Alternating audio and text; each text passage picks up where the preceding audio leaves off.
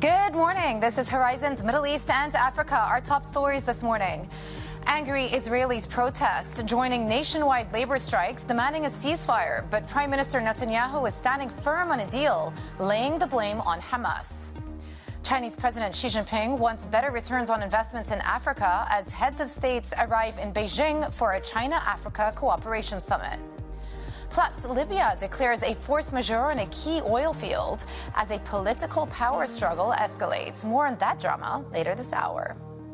Well, it's just gone 8 a.m. across the Emirates. I'm Jumana Bersachi in Dubai. A reminder that yesterday the U.S. was closed for trading, so we had a quite thin liquidity across the board. What we're seeing today, though, is that the futures are inching towards the red. Both the S&P and Nasdaq futures down about 0.2%.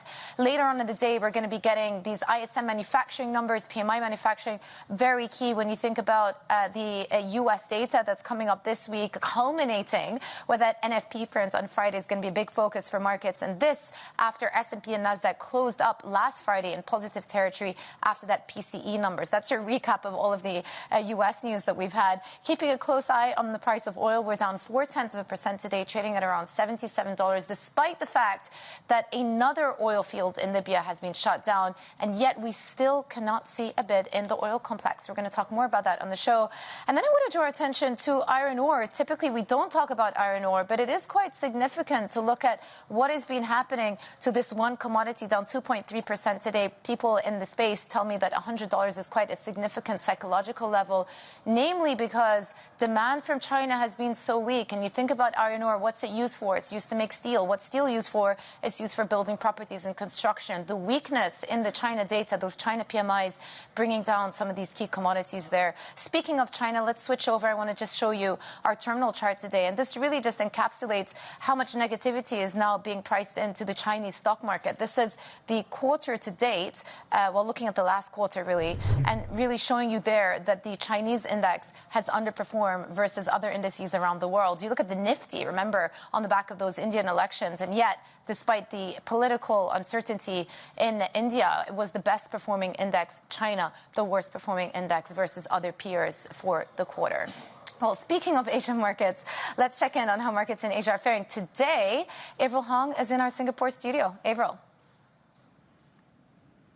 Yeah, Jumana, actually there's not a lot going on in the Asia Pacific today. I mean, we are watching out for the end of the week where we get those US jobs numbers.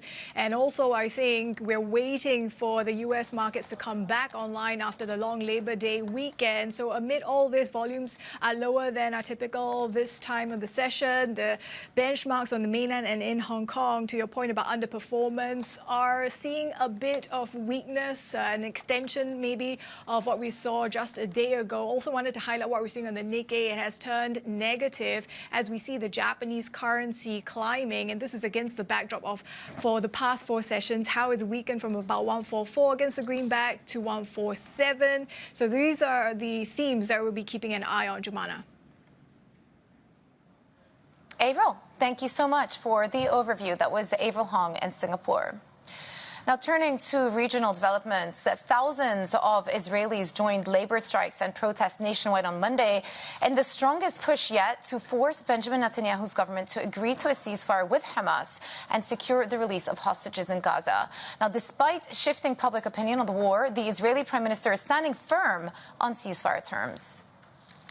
We say yes, they say no all the time, but they also murdered these people. And now we need maximum pressure on Hamas. I don't believe that either President Biden or anyone serious about achieving peace and achieving the release would seriously ask Israel to make these concessions. We've already made them.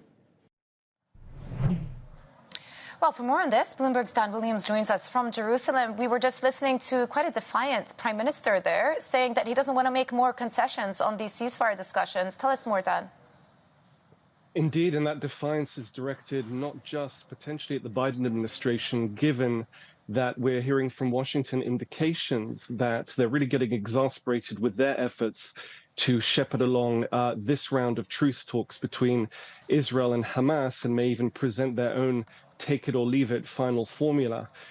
It's also directed at domestic opinion. Netanyahu is beset by protests on a scale that haven't been seen in Israel previously during this war. In fact, they recall protests that happened before the war last year against his judicial reform efforts in government. So he's on two fronts, having to defend himself, defending what he describes as a very necessary, tough tack on Hamas as this war reaches the 11th month mark, just days away.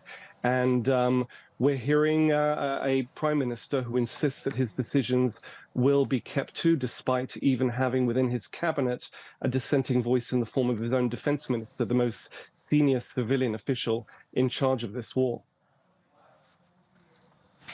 So, I mean, it's really difficult to predict here, Dan, but truly, what happens next? Because it really does appear to be the case that Netanyahu and the cabinet don't want to stand down on maintaining a military presence along the Philadelphia corridor. And yet that is a deal breaker for Hamas, for Egypt. Many of the mediators are trying to get concessions on that front, at least for the first phase of the truce. Where is the daylight going to come from? The Prime Minister, in his briefing yesterday, he actually argued that Israel's hold on Philadelphia corridor is a deal maker. He says that since Israel went in there, Hamas has actually shown a new openness to truce talks, because as far as Israel's concerned, Philadelphia corridor is effectively the windpipe. That's the metaphor he's used for Hamas. It's a means of providing weaponry, support, potentially an exit to safety in the Egyptian Sinai.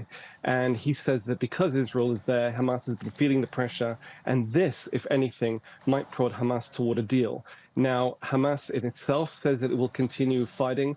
There's no question, however, that Israel has overrun the Gaza Strip. Again, this war is almost 11 months old. Netanyahu says that Israel is on the way to crushing Hamas, which is its declared aim here, and will not be deterred from doing so. So I think we have to watch for what happens on the ground in terms of battlefield developments, and indeed if there is an open new tack of pressure from Washington, from the Biden administration, which may be unlikely given the fact that they're watching the presidential election there, and they really have other things to keep them busy. Yeah, 8 weeks away from the U.S. elections. But you talk about international pressure. Interesting to hear from the UK Foreign Minister yesterday, David Lammy, saying that they are looking to halt some arms licenses to Israel on potential law breaches on how those weapons have been used within Gaza. What does that tell you about how the international community are thinking about the latest developments and further pressure we could get on Netanyahu from the international community, in this case from the UK? Well, I think this in itself, as reported by Bloomberg, is not materially significant. However, the symbolism here, the messaging is significant. It could be seen as something of a shot across the bows for Israel. Indeed, the Israeli Prime Minister in his televised briefing said that because of the attack he's pursued necessarily, he says, in Gaza, Israel has effectively faced arms embargoes. He used those words. Now, the Brits are not using the word arm embargo. They're describing this as more of a localized attempt to restrain or prevent the use of British components in weaponry that might have contributed to the violation of human rights. That's specifically a reference to the Gaza war and Palestinian civilian rights there, the Palestinian civilian plight. I think what the Starmer government is trying to signal here, both for its own British domestic needs, is that it's taken aboard British concern, certainly among its electorate, for the Palestinians, for the situation in Gaza. It's not yet ready to really break the mold of British-Israeli ties, but I think it's hoping here that the signal, the very public signal, will cause Israel to change tack or reassess. Bloomberg's Dan Williams in Jerusalem, thank you for your reporting this morning. Now for a look at some other stories we're following. Bloomberg's been told European officials expect Iran to soon ship ballistic missiles to Russia. While Tehran has provided Moscow with drones during its war against Ukraine, sources say the potential missile transfer would mark a worrying development in the conflict. The U.S. and NATO allies have warned Tehran against such a move. Ballistic missiles can fly much faster than cruise missiles or drones with larger payloads. The U.S. is laying the groundwork for new sanctions on Venezuelan officials in response to Nicolas Maduro's disputed re-election. Bloomberg has seen documents showing the Treasury Department is close to announcing 15 individual sanctions on officials accused of undermining the July vote. Venezuela, meanwhile, has ordered the arrest of rival presidential candidate Edmundo Gonzalez for alleged crimes, including forging a public document. Democratic U.S. presidential nominee Kamala Harris says U.S. Steel should remain American-owned in her first comments on Nippon Steel's proposed takeover. She was speaking at a rally in Pittsburgh, which is home to both U.S. Steel and the United Steelworkers Union. President Biden has said he opposes the takeover, but stopped short of blocking it, pending a security review. And coming up, Abu Dhabi's main oil producer readies for its debt market debut. We'll get the view of Emirates NBD on the recent flow of GCC bond issuance next. This is Bloomberg.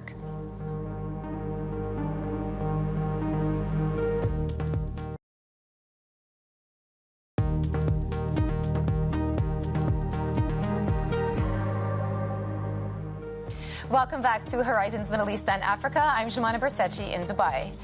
Abu Dhabi's main oil producer is set to make its bond market debut. Adnoc is said to be looking to raise 5, 10, and 30-year debt. And sources tell us the company also began a two-day roadshow on Monday. Adnoc established a new entity in 2022 to pursue such financing. But this would be the first sale of notes as it seeks to diversify its investor base. So let's talk more about Adnoc's bond issuance and broader bond issuance. Let's bring in Satyajit Singh, Head of Fixed Income Strategy at Emirates NBD. Good morning to you. Interesting to see that Adnoc are actually going to come out with this bond issuance, multiple tranches. But what does it tell you more broadly that GCC bond issuance is picking up again? Absolutely. I mean, if you look at the volumes till July, we had already crossed 2023 numbers. And with yields coming down, spreads quite tight, I'm sure that the investment-grade issuers and the high-yield issuers will be coming to the market. And Adnoc is no exception. I mean, double-A-rated entity, giving you somewhere close to 4.4% to 5.2%. It's very interesting. And we expect that in the next 6 weeks, we should get 20 to 25 more issuances from this region. Yeah, so it's red hot. Would you be looking to get involved in the Adnoc issuance? We look at it, and of course, it's a name that cannot be. I appreciate I'm putting you on the spot there, but what is your strategy when you think about investing into GCC fixed income? So GCC is an interesting piece. We do not get the kind of spreads we used to get earlier because the wider world has discovered the secret of GCC, like us. We actually like a barbell strategy where we go for long duration investment grade bonds. If yields go down, we get capital appreciation from them. Yeah. And short high yield bonds because we get the carry from them. Yeah. That's our strategy. Well, what are some of the high yielders that you're looking at in short duration? So typically real estate names from here, the subordinated bank bonds because the banks are well capitalized here, supported by the central banks, and of course high yield from Bahrain and Oman. They are the pick. Yeah, I was looking into some of the seasonals for credit from our MLive team, and typically September tends to be quite a tricky month for credit, namely because people are back from the summer, issuers start issuing again. How do you factor that into your entry points for when you're picking when to get long? So we are a long-term investor typically, so short-term variations in yields do not affect the way we invest in that. Yeah. We look for value.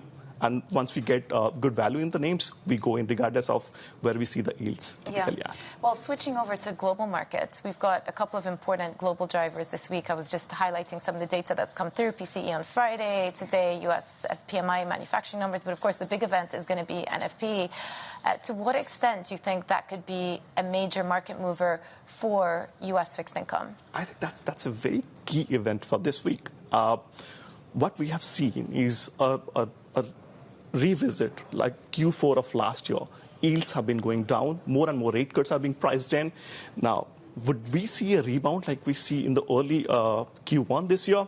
That remains to be seen. And that's why I think NFP numbers, if they are weaker, we'll see yields go down. But if they come out higher than estimates, you will see yields going to the 4%, which is our year-end estimate for the 10-year. Yeah, so it's interesting for me to hear that you think yields can still move down further because there's already a lot priced into the curve. There's about 100 basis points of cuts priced in from now until year-end. You've got another 100 priced in for 2025. Isn't that already priced to perfection? Completely agree with you. And that's what we have been saying our clients.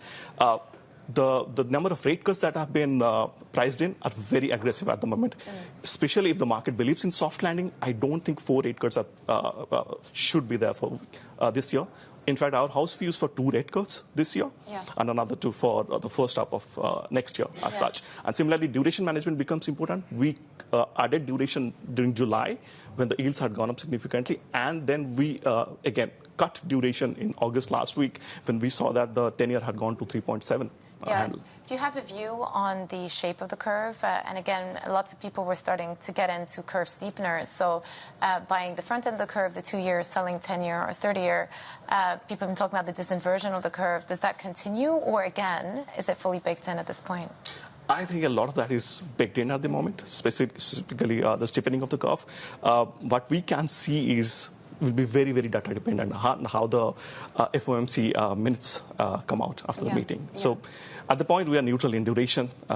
We are not into any steepeners or flatteners at the moment. Yeah, OK, that makes sense. So you've got your barbell approach in GCC. You're neutral on US duration. What about broader global credit markets? What are you looking at? So recently, there have been some research after Q2 earnings. All high-yield and investment-grade credit fundamentals, especially of the issuers, are pretty much in the historical range. We don't see any extremities right there. So unless something really big slowdown happens in the US, we think credit should give us carry at the moment. Looking at emerging market, we are very interested in India high yield, some of the Chinese names, some of the commodity exporters from the LATAM. These are our preferences. I was going to ask you about China. I've been keeping a close eye, not just the macro, because the PMI data have been disappointing, factory activity, construction, all of that, we know the story. But then recently, the micro data also has started disappointing as well. Most of these Chinese companies, again, reading a report on Bloomberg this morning, have seen earnings downward surprises of around 7 to 8%. So the micro isn't that positive. Yes. How do you see the opportunity in credit then? So we look at individual companies. When we look, as I told you, we are long-term investors. When we see spreads have blown out of their historical ranges, then we go into those kind of companies. So basically the cash-rich companies, which we think will not default in the next 5 to 10 years, those are our top picks from China as such. And A-rated, BBB-rated entities, which are trading wider to the broader A and BBB-rated universe, are our topics. Interesting. All right, Satyajit, great to chat to you about where you're putting your money in fixed income. Satyajit Singh, head of fixed income strategy at Emirates NBD. Thank you very much. Well, coming up, Cathay Pacific cancels flights across Asia after it discovered issues with engine components on some of its Airbus A350s. We'll have the details next. This is Bloomberg.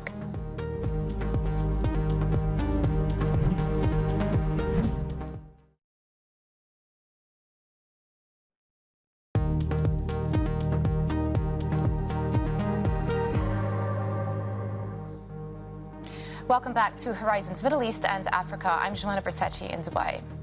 Cathay Pacific cancelled almost all its scheduled flights from Hong Kong to Singapore on Tuesday, plus a raft of other services across Asia. That's after the airline discovered a faulty engine component on some of its Airbus SE A350s. Now, the airline aborted a flight from Hong Kong to Zurich on Monday. Hong Kong's flag carrier is amongst the world's biggest operators of the long-haul A350. Really have to say our aviation reporter, Danny Lee, broke this story and joins us now. Danny, first of all, let me just remind viewers, this is an Airbus A350 engine. It's not Boeing, it is Airbus. What is the issue and what are the affected parties saying? Yeah, as you say, the issue is with the Airbus A350 aircraft. Specifically, the engines are produced and manufactured by Rolls-Royce, and so Cathay had found one of its aircraft.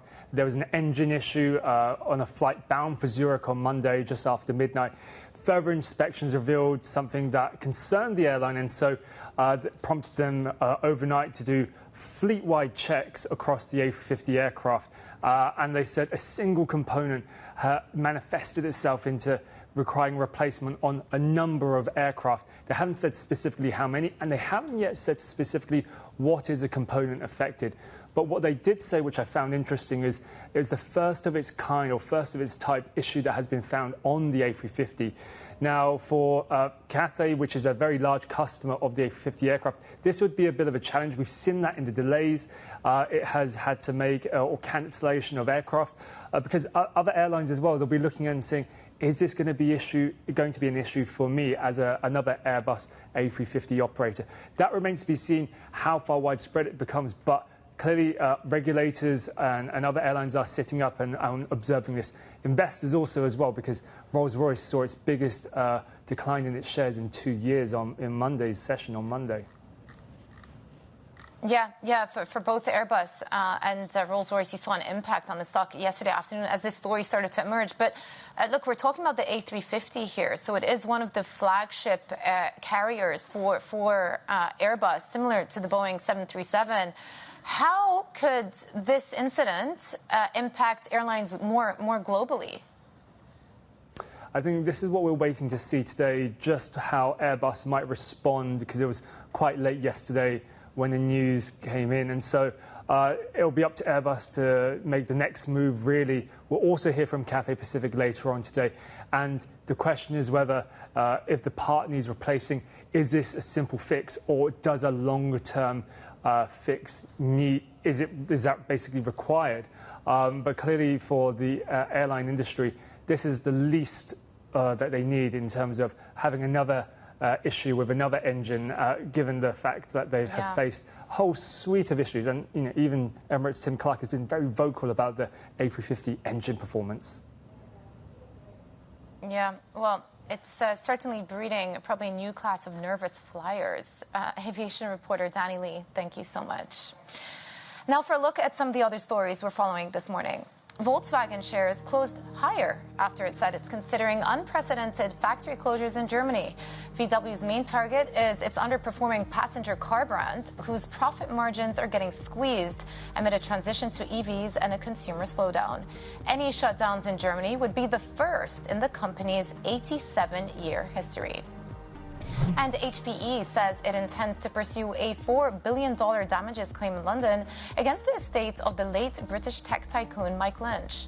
HPE won a British civil case over the collapse of Lynch's autonomy and is awaiting a ruling on how much is owed. Lynch and his daughter were amongst those killed when his luxury yacht sank off Italy last month in a severe storm. Well, let's turn to markets quickly as we look ahead to U.S. coming back from the bank holiday. All of the futures are leaning towards red despite a better close on Friday. You had S&P and Nasdaq close up 1%. Today, leaning towards a risk-off session. And I would say a lot of that is on back of the handover that we had in Asia. A lot of negative sentiment coming through from the Hang Seng and these Chinese indices as they piece together some of the negative data that's coming through. The European futures also seen opening up around flat.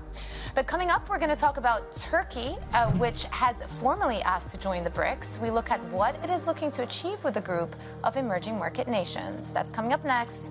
This is Bloomberg.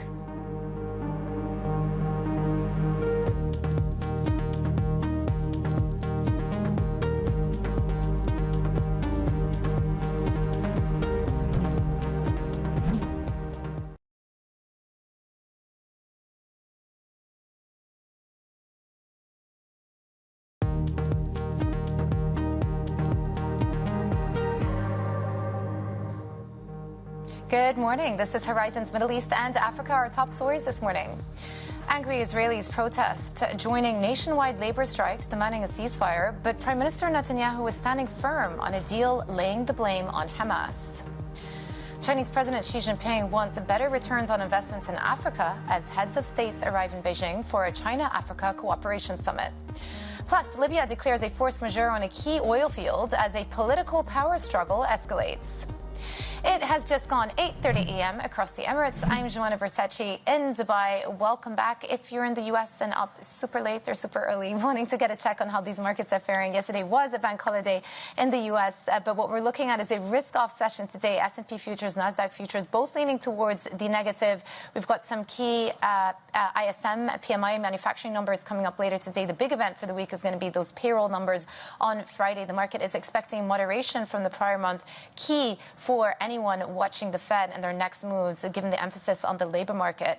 Brent also in focus this morning, cannot get a bid, as we've been talking about, Brent sitting at around $77 handle, down another 0.3%, despite the fact that Libya have closed down production in yet another oil field. And even despite these supply disruptions, we are seeing consistent downward pressure on Brent In addition to that, bear in mind that OPEC Plus are considering putting extra barrels to the market. Will they, won't they? One that we're going to discuss in the next half an hour or so. And then iron ore is on our focus today, down 2.3% through $100. Why? Well, this is a key commodity that goes into construction, into steel. And because of the weakness of the data that's coming out of China, we're seeing further downward pressure on some of these key commodities that China uses. So bear in mind that as we look at the next chart, which highlights how much the Chinese indices have been underperforming. And here it's a combination of both micro and macro. Earnings have disappointed to the downside. If you look at the last couple of weeks of numbers that have come through, we have seen quite an earnings miss when it comes to a lot of the companies that have reported, in addition to some of the macro fundamentals that haven't been supportive either. So CSI has been lagging versus other indices around the world. We talk of the S&P and the Nifty in India as well being the outperformer for the quarter. Interesting, given the elections and the initial downtrade we had after those elections. Now, Bloomberg has learned that Turkey has formally asked to join the BRICS group of emerging market nations. Sources say President Erdogan's government wants to bolster its global influence and forge new ties beyond its traditional Western allies. Bloomberg's Turkey economy and government reporter Beryl Akman joins us now. Beryl, I've got to ask, why is Turkey interested in joining the BRICS? So what is it hoping to get out of this? Because in parallel, we know there are Turkey-EU accession talks going on. I think Turkey is trying to do a few things here. One, President Erdogan for a long time has criticized Western dominance in the world and in politics, for example, criticizing the 5 permanent members of the UN Security Council. So here it's trying to look for alternatives to this Western dominance. It's leading a dual strategy at the same time.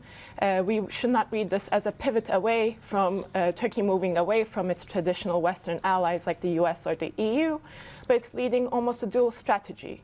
And at the same time, BRICS allows Turkey new markets. The group there makes a significant portion of the GDP, so it can give it new trade routes, new markets, ways to improve its economy. And this all comes amid, like you said, some frustration with the EU. Turkey has a decades-long bid to enter the EU as a member, and that has stalled, and there's a lot of frustration there. So it's a way for Turkey to move away and explore new international blocs to become a more prominent actor in the global arena. Yeah, so fascinating, especially when you talk about some of the perhaps trading opportunities that would be offered to Turkey should they join BRICS. But again, you have to think of who the other members are in BRICS. And you're talking about Brazil, you're talking about Russia, India, China. Obviously, Russia are in it. What sort of implications is that going to have on Turkey's relationship with the West and, of course, as a NATO member? That's a very good question. But if you look at Turkey's strategy or foreign policy, in recent years, it has always tried to achieve a balancing act. Even as a NATO ally, even during in the ongoing war in Ukraine, Turkey has maintained good ties with Russia. Economically, trade-wise, politically, and that has frustrated NATO members. And reports that Turkey has allowed some ways to circumvent Western sanctions on Russia has also drawn the ire of its Western allies. But Turkey has said that this is, like I said, not a pivot away from its allies, but it's more of a balancing act, and it sees that the geopolitical center or the global order is changing, so it's trying to maintain good ties with both ways. But we'll have to see what the reaction from its Western allies will be. Yeah, that is such a good way to end it because it gives me a very nice segue to our next guest, Bloomberg's Turkey economy and government reporter, Beryl Akman. Thank you so much for that overview. Well, joining us now to discuss more is Selva Demiralp, the professor of economics at Koc University. Great to have you with us. Let's just build up on the conversation we were having with our correspondent about Turkey and the conversations that started to join BRICS. When I think about Turkey and I think about President Erdogan, he's always sort of tried to straddle both sides, both East, both West, but not do it in so much of a way that he's ruffling too much feathers, which causes consternation, of course, amongst Western allies. But what do you think, why is it of interest to Turkey to join BRICS? Is it economic, or is he trying to send a political message? I would say both, but I should also note and say that Turkey's bid to join BRICS should not be seen as a replacement for its EU accession process. That's because the two groups are rather different. EU is a very formal political and economic group, whereas BRICS is more of an informal alliance of emerging markets. And one should understand Turkey's frustration with the prolonged EU accession process, because while Turkey's democracy has its challenges, EU's hesitance to integrate Turkey has pushed Turkey to search for alternatives. But in the end, I don't think of this as a substitute, but rather a complement, because to the extent that joining BRICS allows Turkey's economy to prosper with wider market access and integration to trade areas and innovation collaborations, it might actually help Turkey to join the EU, because one of the main criteria for EU accession is to have an economy that meets European standards. And with more macroeconomic stability, more competition, and better trade relationships, it might help Turkey on that front. Interesting. So let's talk about the economy. We've got some key data coming up in Turkey today. The inflation data expected to come in at still very high, 52%, but down from where it was in prior months, and certainly a long way from where we were earlier in the year. So it's moving in the right direction. What is your outlook for Turkish inflation? So the inflation rate, based on my forecasts with my colleagues from Koc University, is going to decelerate to around 45% by the end of this year. And by the end of next year, we expect the inflation rate to come down to around 33%. That's still higher than the central bank's forecast of 14% by the end of next year. So if the central bank is going to be sincere in achieving the 14% year-end goal by the end of 2025, there needs to be a more significant deceleration and disinflation program, in the sense that growth rate, which came yesterday, has to slow down further. So, Selva, what do you make of the IMF comments that came out a couple of days ago? I'm sure you saw them, but just to recap for the viewers, they were saying that it can't just all be monetary tightening that does the job to bring inflation lower. There also needs to be fiscal tightening. They would like to see more fiscal tightening to enable the further disinflationary process. Do you agree with IMF's assessment here? Should the government be doing more? I do agree, because at the moment, the essence of the tight stabilization policy is coming from the central bank. The central bank increased the policy rate from 8.5% to 50% from June 2023, right after the general elections, to March 2024.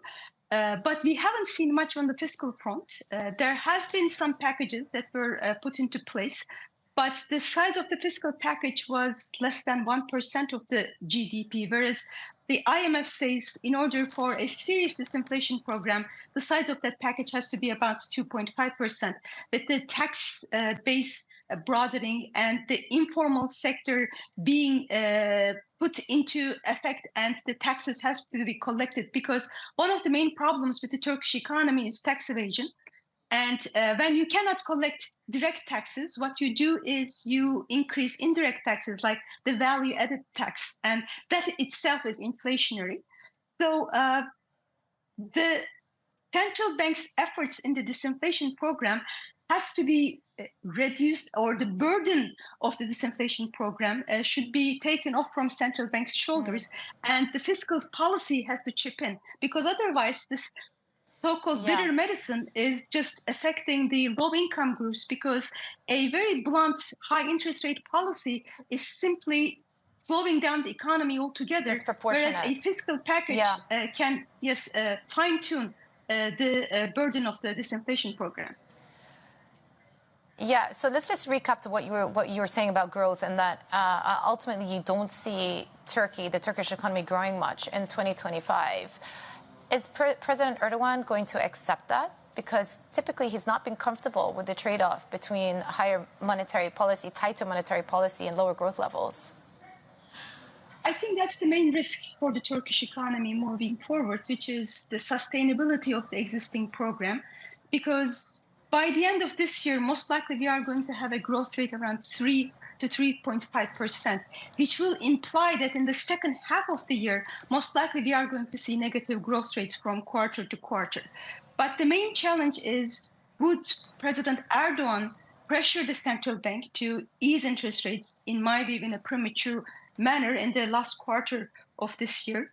It might happen because he has been talking about using the interest rate policy to control inflation.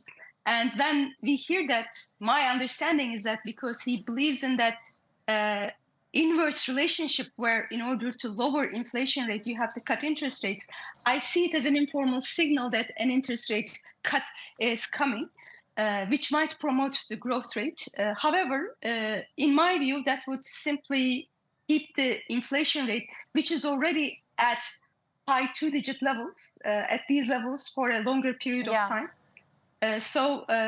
Hopefully the central bank will be allowed more room to continue with what it started. Yeah, fascinating. Great to talk about Turkey and all of the economic and political dynamics there. Selva Demiralp, Professor of Economics at Koc University. Thank you. Well, the Middle East's largest alternative asset manager is set to lose one of its top managers as part of a sweeping reshuffle. Investcorp's co-CEO Hazem bin Qasim is set to depart as that role is scrapped, with the chairman taking on more responsibilities. So for more on this, Bloomberg senior reporter for Middle Eastern wealth funds, Matthew Martin, joins us now. Matthew, interesting here, we broke this news yesterday, and we were talking about this sort of new management structure that Investcorp are introducing, with the chairman taking on some of the CEO's responsibilities, but not all of them. Why try out this new management structure? Good morning, Jamala. Well, look, I mean, if you look at the Investcorp story over the past 10 years or so, they've grown very, very rapidly. They had suffered a great deal during the financial crisis, and the firm had to shrink back. But over the past 10 years, they've really embarked on this big expansion strategy under the leadership of the executive chairman, Mohammed Al-Adi, and Hazem bin Qasim as co-CEO, also with Rishi Kapoor. They've grown from around $10 billion of assets under management around 10 years ago to around over $50 billion today. They've expanded into Asia, got into new products. They've been building out this big infrastructure team. So as they try out this new management structure, they're now going to be going from having these two CEOs to effectively having none, and having the chairman trying to take on some of the CEO responsibilities and also broadening out the bench. And it's going to be a big question now as to whether that's going to be the right structure for the group as it continues to expand, continues to look at growing in these different areas, and becomes an increasingly complicated institution to try and manage and run. And this is obviously, it must be said, a structure that not many institutions try out. Normally people will have at least one CEO and a chairman, rather than sort of focusing things more on the chairman role.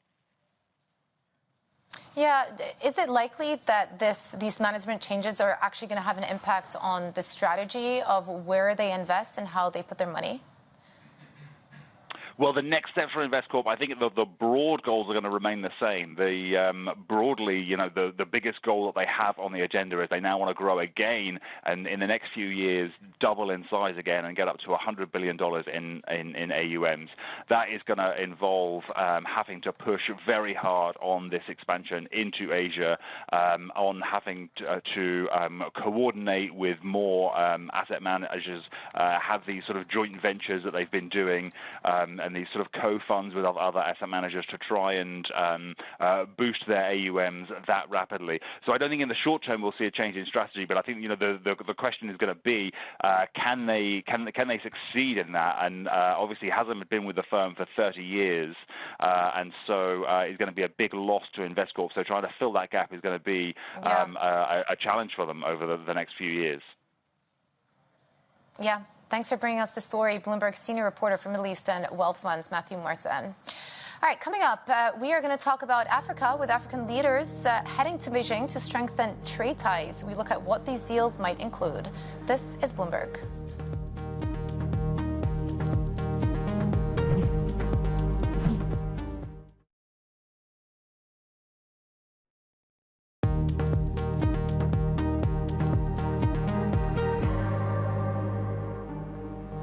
Welcome back to Horizons Middle East and Africa. I'm Jumana Bersachi in Dubai.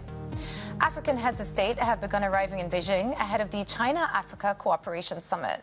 It is the first such meeting in Beijing since 2018 and the biggest diplomatic event President Xi Jinping will be hosting this year. Beijing has expressed willingness to step up cooperation with African nations, but will also be looking for investments that can generate better returns for China. Now, Bloomberg's Ndiro Ganga joins us from Kigali. Ndiro, just give us a sense of what we can expect from this China-Africa summit that's taking place, first one since 2018. This is one of the biggest events here in Africa, particularly for our heads of state. So we will be seeing several of them making their way to China. Some of them have already arrived there, and deals are already happening. If we zoom in on DRC, their president, Felix Tshisekedi, has already had a conversation with President Xi Jinping, and they have had conversations on cooperation in mineral processing. If we look at Comoros, their president also with their Chinese counterparts have had conversations on cooperation on eliminating malaria by 2025. Djibouti will be walking away with the deal on just being helped to manage the Djibouti-Addis Ababa railway line. And also South Africa is in this mix. Their president met with Xi Jinping. And during that meeting, President Xi says that it's time to upgrade Africa's partnership with China to a strategic partnership. And South Africa walks away with cooperation in trade, mining, and digital economy. And, you know, this cooperation between China and Africa has spanned for nearly 2 decades, and it has come with great benefits for the continent. We've seen a lot of money being pumped into the Belt and Road Initiative, about 120 billion, and more money has been pumped into lending to Africa to a tune of $4.3 billion last year.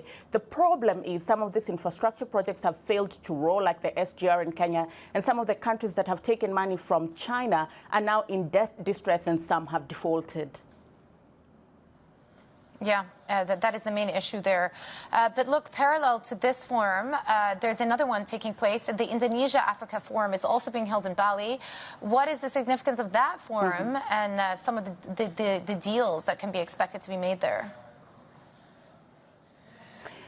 Joanna, the significance here is that Africa is a hot cake in the market, and everybody is trying to quote them. If we zoom in on Indonesia, they've expanded their partnership, particularly in terms of funding to Africa, sixfold, from 600 million back in 2018 to about 3.5 billion in 2024. Some of these deals include geothermal projects in Tanzania, health technology transfer in Ghana, and also other projects in South Africa, such as building a power plant powered by gas from Mozambique. In return, Indonesia is talking to Zimbabwe on lithium mining because they're trying to establish themselves as a global battery production hub due to their vast nickel resources. Bloomberg's Ndiro Ganga, thank you so much for that overview. Well, coming up, Libya is widening a shutdown in oil production as a state firm declares a force majeure on another key field. The details next. This is Bloomberg.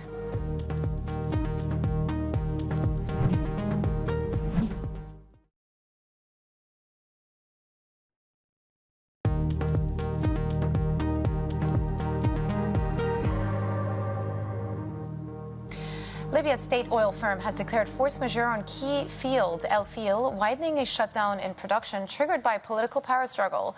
The eastern and western governments are in a standoff over the central bank, which is the custodian of billions of dollars of energy revenue. For more, Anthony DePaula, our Middle East energy reporter, joins us now. Anthony, just bring us up to speed. Another force majeure announced. Yeah, that's right. This is on the El Feel field, which is one of the major fields for Libya. So that's going to impact, obviously, the production, the exports. It's a big question as to what is the production and where the production is going there, because we did see yesterday and kind of over the weekend that some of the smaller fields were starting back up again after they had been shut down towards the end of August due to that dispute over the central bank and between the eastern and the western governments. So we did see some of those fields starting up, as I said, over the weekend, and that was potentially to supply some of the domestic refineries. There have been, again, over the weekend, some tankers still loading at some of those ports, but according to some reports that we've seen, the crude available and the crude in storage is really diminishing there. So it is kind of cycling up and down, but that's a real question. In Libya, they were talking about 1 million barrels or so of production that, according to some of our reporting, was down by at least half. And yet oil can't get a bid. Is the expectation that OPEC Plus can still bring supply back to the market under these conditions? Yeah, that's the plan. We haven't seen any specific comments out of OPEC about this now, but the plan that they set in place in June is that they would start bringing oil back to the market in October. You remember there was a lot of confusion around that when they did announce that in June. They said, well, you know, if the market conditions aren't there, we can stop that. But they haven't said that yet. So they are still going ahead with that plan, barring any other announcement from them. Now, this lack of Libyan oil will potentially ease that because it takes some crude out of the market. So potentially makes it a little bit easier for them to bring that in. But we're talking about October barrels here.